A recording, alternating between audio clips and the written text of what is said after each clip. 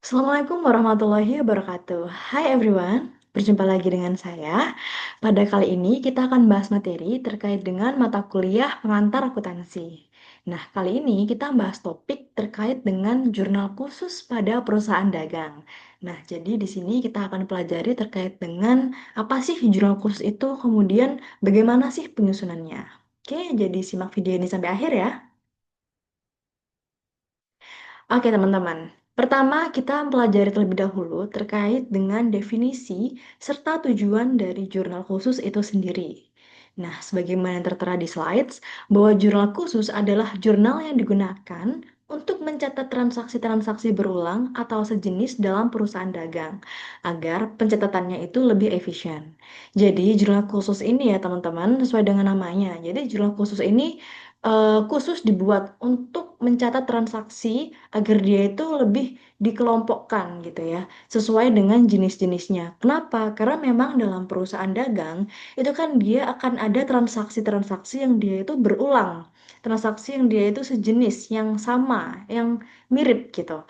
Nah, dan biasanya dalam perusahaan dagang, misal ada transaksi penjualan gitu ya. Jadi perusahaan dagang itu kan dia menjual. Sebagaimana sudah kita pelajari sebelumnya bahwa terkait dengan kegiatan utama dari perusahaan dagang, itu dia itu membeli produk gitu, membeli produk dari seorang vendor atau dari supplier, kemudian menjual barangnya ke konsumen tanpa mengubah barang tersebut. Nah, itu ketika melakukan penjualan atau bahkan pembelian, dalam satu periode, misalnya dalam satu bulan, transaksinya itu sangat banyak sekali. Tidak hanya puluhan, bahkan bisa ratusan atau bahkan ribuan. Oleh karena itu, perlulah dibuat yang namanya jurnal khusus untuk mempermudah perusahaan tersebut mencatat transaksi-transaksi yang berulang, seperti itu. Nah, di sini tujuannya adalah untuk memudahkan pengelompokan transaksi. Misalnya, penjualan, ada pembelian, ada penerimaan kas, dan pengeluaran kas. Dengan demikian, setelah nanti transaksinya itu dikelompokkan berdasarkan jenisnya, diharapkan nanti alur pembukuan ke depannya akan lebih rapi dan juga lebih akurat. Seperti itu. Nah, oke teman-teman, di sini selanjutnya kita membahas terkait dengan jenis-jenis dari jurnal khusus.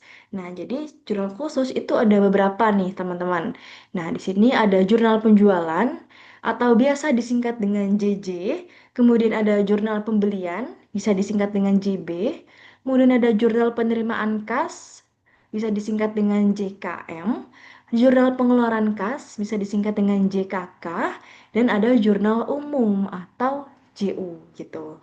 Nah, apa sih fungsi atau kegunaan dari masing-masing jurnal ini? Oke, teman-teman, di sini kita bahas mulai dari yang pertama, yaitu jurnal penjualan atau disingkat dengan JJ.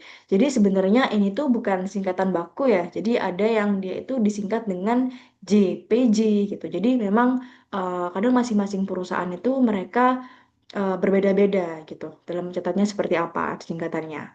Nah, di sini jurnal penjualan dia tuh fungsinya adalah untuk mencatat transaksi penjualan secara kredit. Nah, di sini perlu diingat ya teman-teman. Jadi penjualan yang dia itu transaksinya dilakukan secara kredit, dia itu dicatat di jurnal penjualan. Sebaliknya, kalau semisal dia itu transaksinya, dia itu secara tunai gitu. Dia tidak masuk ke jurnal penjualan, tapi dia masuk ke jurnal penerimaan kas atau JKM. Mana fungsi dari jurnal penerimaan kas adalah untuk mencatat transaksi penerimaan uang tunai. Jadi kalau misal dia itu secara tunai, dia otomatis akan masuk ke jurnal penerimaan kas atau JKM. Seperti itu. Kemudian yang kedua ini adalah jurnal pembelian atau disingkat JB gitu ya. Kadang ada JPB gitu. Nah, di sini fungsinya adalah untuk mencatat transaksi pembelian yang secara kredit. Oke, jadi sifatnya sama ya seperti yang jurnal penjualan tadi ya teman-teman. Jadi dia itu mencatat transaksi yang secara kredit gitu. Kalau semisal dia transaksinya secara kredit, dia kita catat di jurnal pembelian. Tapi kalau transaksi pembeliannya secara tunai atau secara kas, kita masukkan ke jurnal pengeluaran kas atau JKK gitu. Jadi bedanya ya, jadi yang dua jurnal di atas, yaitu jurnal penjualan dan jurnal pembelian, itu adalah untuk mencatat transaksi yang dilakukan secara kredit ya, baik penjualan ataupun pembelian. Kemudian kalau yang dua di bawah, yaitu jurnal penerimaan kas dan jurnal pengeluaran kas adalah untuk mencatat transaksi yang dilakukan secara tunai atau kas gitu. Kemudian di sini terdapat jurnal umum atau biasa disingkat dengan JU. Fungsinya adalah untuk mencatat transaksi yang tidak bisa masuk pada keempat jurnal khusus di atas. Contohnya adalah seperti retur penjualan atau mungkin retur pembelian. Kalau semisal nanti ada contoh semisal CVA dia tuh mengembalikan barang atau meretur barang senilai sekian. Nah, itu kan tidak bisa masuk ke empat jurnal yang atas. Jadinya kita catat di jurnal umum. Seperti itu. Nah, selanjutnya adalah langkah penyusunan untuk jurnal khusus. Ya, di sini ada step by stepnya ya, teman-teman yang harus kita perhatikan. Nah, yang pertama adalah kita harus mengidentifikasi transaksi. Nah, kita harus memastikan kira-kira transaksi tersebut itu masuk ke jurnal khusus yang mana. Gitu kan pasti nanti akan ada banyak kan transaksi semisal dalam satu bulan ada banyak transaksi entah itu semisal dibeli sekian atau dijual sekian atau dibayar sekian. Nah, itu kita identifikasi dulu transaksinya. Setelah kita identifikasi, barulah kita pilih jurnal yang sesuai. Apakah dari transaksi tersebut, apakah dia akan masuk ke jurnal penjualan, apakah dia akan masuk ke jurnal pembelian, apakah dia akan masuk ke penerimaan kas, pengeluaran kas, atau jurnal umum. Seperti itu. Nah, setelah kita identifikasi, kemudian setelah kita pilih jurnal yang sesuai, langkah selanjutnya adalah kita akan masukkan data transaksi tersebut ke kolom-kolom jurnal khusus. Jadi nanti akan ada masing-masing ya, masing-masing ada formatnya tersendiri. Jumlah penjualan seperti apa, pembelian seperti apa, nanti akan saya sampaikan contohnya. Kemudian terakhir baru kita jumlahkan gitu. Nah, di sini ada contoh transaksi ya. Misal, ada dibeli barang dagangan dari firma Abdullah dengan jumlah faktur 4,8 juta dengan syarat 3 per 10 N per 30. Nah, dari situ terlihat bahwa dia kan dibeli barang dagangan, gitu kan. Dan ada keterangan dengan syarat 3 per 10 N per 30, di mana itu menunjukkan bahwa transaksi dilakukan secara kredit. Gitu, otomatis dia akan masuk ke jurnal pembelian. Kemudian contoh yang kedua, dijual barang dagangan pada toko Hasan senilai 9,4 juta dengan syarat 2 per 10 N per 30. Nah, di sini otomatis karena dia dijual dan dia dilakukan secara kredit, dia akan masuk ke jurnal penjualan atau masuk ke JJ. Seperti itu. Nah, baik untuk selanjutnya akan saya bahas langsung untuk contoh transaksinya ya, teman-teman. Di sini akan saya tampilkan contoh transaksi jurnal khusus ini pada perusahaan dagang.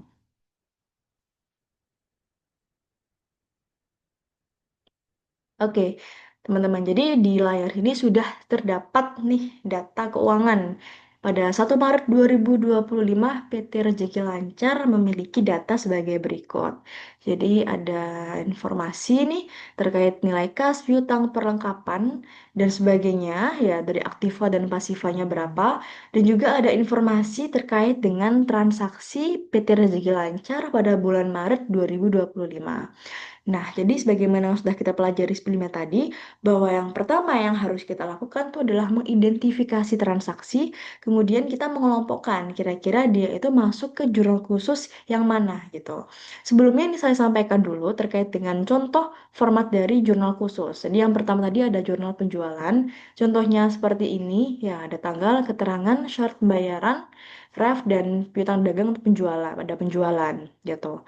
Kemudian jurnal penerimaan kas atau JKM formatnya seperti ini. Jadi nanti dicatat misal dia itu menerima kas berapa, ada potongan penjualan atau tidak gitu, dicatat pada piutang dagang atau penjualan dan sebagainya. Kemudian jurnal pembelian juga sama ya. Jadi nanti kalau semisal dia itu ada syarat pembayarannya, semisal 2 per 10 dan per 30 juga kita tulis di sini. Kemudian jurnal pengeluaran kas juga sama. Kemudian kalau semisal dia tidak masuk ke empat jurnal yang lainnya, dia akan dimasukkan ke jurnal umum. Nah, oke, langsung aja kita coba mengerjakan transaksinya langsung ya. Nah, di sini pada 1 Maret dibeli barang dagangan dari PT Jaya dengan jumlah faktur 4,8 juta dengan syarat 2 per 10 N per 30. Nah, di sini terlihat bahwa dia itu dibeli, dibeli gitu ya, dibeli barang dagangan. Nah, kemudian ada informasi lagi nih teman-teman dengan syarat. 2/10 N/30. Di mana itu kan menunjukkan ya bahwa dia itu transaksinya dilakukan secara kredit gitu kan. Dia kan secara kredit ini. Kalau semisal dia dilakukan secara kredit, otomatis dia akan masuk ke jurnal pembelian. JB, saya singkat JB aja ya biar lebih singkat gitu. Ini. Nah, kemudian contoh transaksi yang kedua, pada 2 Maret diterima pelunasan piutang dari toko Usman senilai 4,1 juta. Nah, di sini diterima, diterima pelunasan piutang gitu. Jadi kan otomatis kasnya masuk ke kita. Ketika kita menerima kas, berarti otomatis masuk ke JKM atau Jurnal Penerimaan Kas. Seperti itu. Oke, ini saya hapus saja. Oke. Kemudian, dibayar sisa utang yang lalu pada PT Jaya senilai 5,6 juta dengan mendapat potongan pembelian 2%. Nah, dibayar sisa utang yang lalu, itu kan berarti kasnya keluar ya, teman-teman. Jadi, otomatis dia di sini JKK. Oke, saya lanjutkan lagi. Pada 4 Maret, dijual barang dagangan pada toko Usman senilai 6 juta dengan syarat 2/10 N/30. Dijual barang dagangan. Nih, ini kan dia masuk ke jurnal penjualan karena dia juga dilakukan secara kredit gitu. Kemudian pada 5 Maret dibeli dari CV Hamzah senilai 5,5 juta dengan syarat 2/10 N/30. Dibeli secara kredit ya, nanti dia masuk JB. Oke, kita lanjutkan. Dijual barang dagangan pada toko Hasan 9,4 juta dengan syarat 2/10 N/30. Dijual barang dagangan, berarti dia penjualan secara kredit masuk ke JJ. Oke, mudah ya teman-teman. Oke, kita lanjutkan lagi. Pada 9 Maret, diterima pelunasan piutang dari toko alis nilai 3,5 juta. Diterima pelunasan piutang, which means bahwa kasnya masuk ke kita dong. Otomatis dia masuk ke JKM. Oke, kita lanjutkan lagi. Pada tanggal 10 Maret, dikirim nota kredit pada toko Hasan senilai 4 juta karena dia tidak sesuai pesanan. Nah, di sini dikirim nota kredit ya. Jadi kan karena dia tidak sesuai pesanan, itu artinya dia kan ada retur. Retur ke toko Hasan gitu kan. Nah, otomatis dia kan tidak bisa masuk ke keempat jurnal yang lain. Jadi tidak bisa masuk ke jurnal penjualan, tidak bisa masuk ke jurnal penerimaan kas, tidak bisa masuk ke jurnal pembelian dan juga tidak bisa masuk ke jurnal pengeluaran kas. Jadi di sini masuk ke JU, jurnal umum. Oke, saya lanjutkan lagi. Pada 12 Maret, diterima pembayaran dari toko Usman untuk penjualan tanggal 4 Maret. Di sini ada diskon 2%. Gitu. Jadi diterima pembayaran ya. Otomatis kan dia jurnal kas masuk. Oke, selanjutnya 13 Maret dibayar pada CV Hamzah pembelian tanggal 5 Maret ada potongan dibayar. Berarti kan kita yang bayar ke mereka. Otomatis kas keluar, jurnal kas keluar. Wah, oke.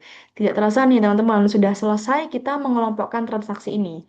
Oke, setelah kita selesai mengidentifikasi, selesai masukkan ke jurnal khusus yang mana, tahap selanjutnya adalah kita memasukkan ke kolom masing-masing jurnal. Oke, jadi di sini kita mulai dulu dari transaksi yang pertama, itu 1 Maret ya.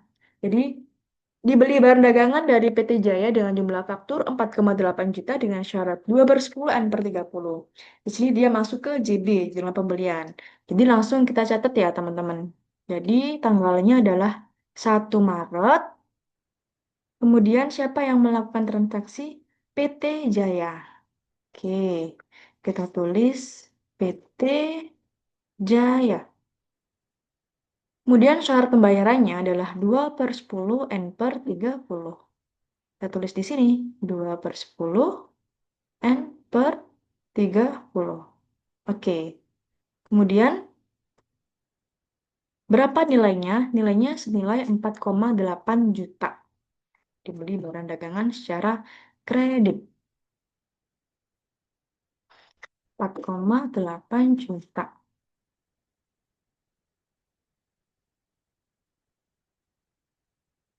Oke, teman-teman.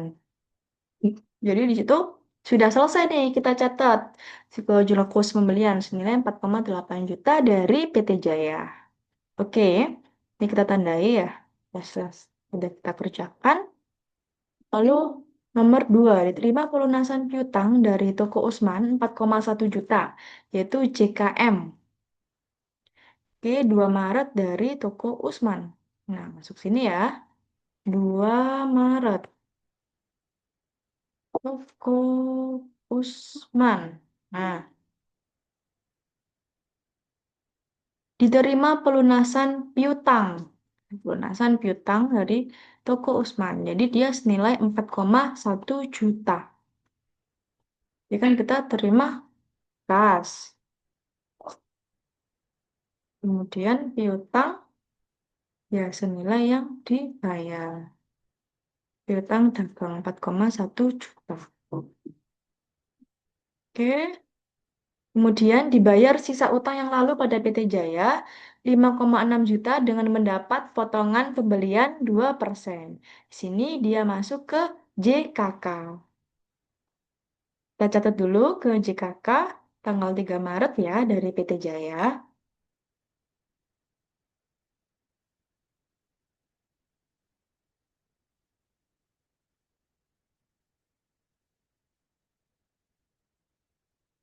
Oke, senilai 5,6 juta dan mendapat potongan pembelian 2% gitu. Jadi kan itu kan transaksi yang sini ya.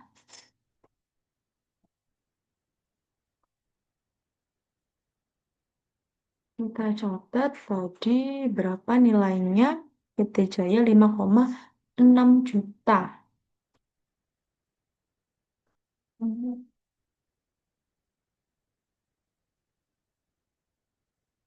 Oke, 5,6 juta. Kemudian dia mendapatkan potongan 2%. Jadi di sini kita hitung 2% dari sini. Nah, kas yang dibayarkan adalah selisih antara nilai utangnya dengan potongannya. Nah, di sini. Jadi, nilai kas yang dibayarkan hanya senilai 5.488.000. Jadi, tidak perlu membayarkan full gitu ya, teman-teman. Oke, kita lanjutkan lagi. Tanggal 4 Maret dijual barang dagangan pada toko Usman senilai 6 juta dengan syarat 2/10 N per 30.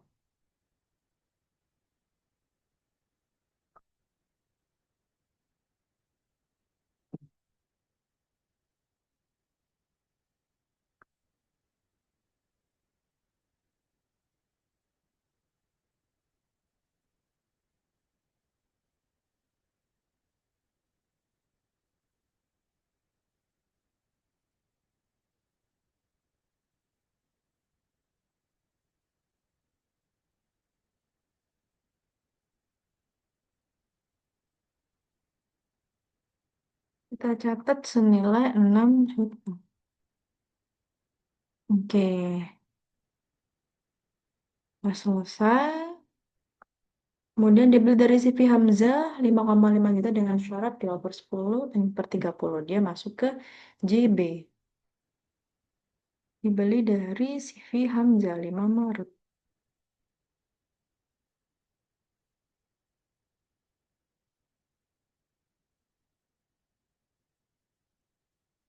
2/10 N per 30.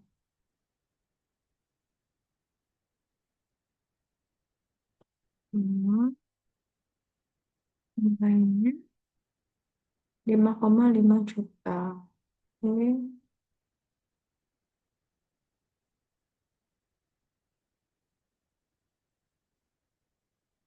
oke, nah.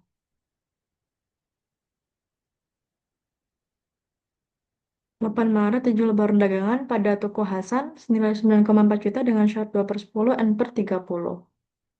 Penjualan 8 Maret dari toko Hasan ya.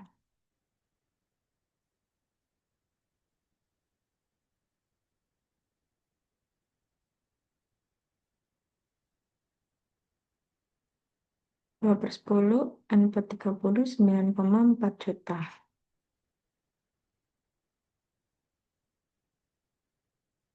Oke,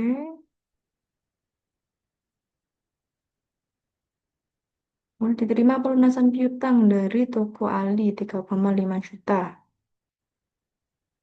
Masuk ke JKM 9 Maret dari toko Ali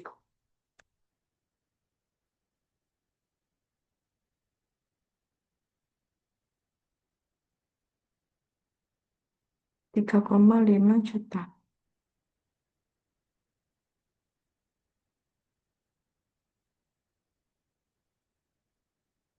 Oke, selanjutnya dikirim nota kredit pada toko Hasan 4 juta karena tidak sesuai pesanan. Jadi di sini kan dia masuk ke jurnal umum ya. Di sini kita catat 10 Maret ya.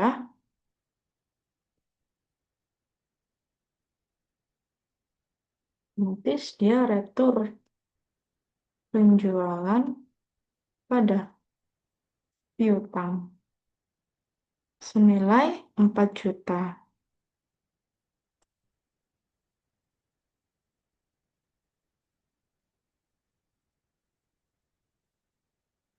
Oke. Kemudian diterima pembayaran dari toko Usman untuk penjualan tanggal 4 Maret. Di sini ada diskon 2%. Masuk ke JKM 12 Maret dari toko Usman. Diterima pembayaran untuk penjualan tanggal 4 Maret. Oh, berarti dia senilai 6 juta ya.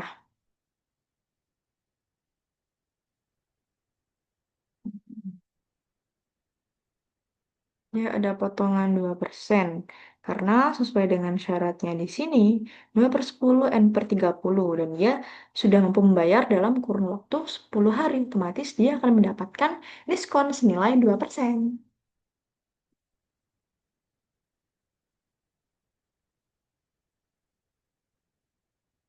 Dan di sini tinggal sisanya aja.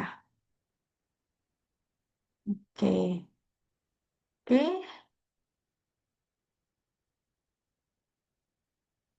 dibayar pada CV Hamzah pembelian tanggal 5 Maret. Tanggal 5 Maret, oke. Ada potongan, berarti dia udah masih dalam kurun waktu 10 hari, otomatis dia dapat potongan ya. Di sini dapat 2%. Jadi 13 Maret masuk ke JKK. 13 Maret, CV Hamzah. Pembelian tanggal 5 Maret berapa? Senilai 5,5 juta. Oke, dan potongannya senilai 2%. Oke.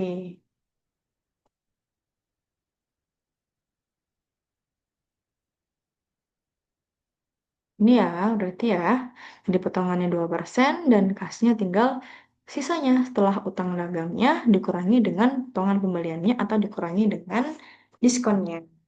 Oke, Oke teman-teman, nggak terasa sudah selesai, kita sudah selesai untuk mengelompokkan dan juga memasukkan ke masing-masing jurnal khusus. Jadi nanti sisanya itu tinggal dijumlahkan aja. Nanti kita tinggal menjumlahkan, semisal ini totalnya berapa, 15.400, kemudian ini masing-masing totalnya ada berapa gitu ya. Ini tinggal kita jumlahkan aja.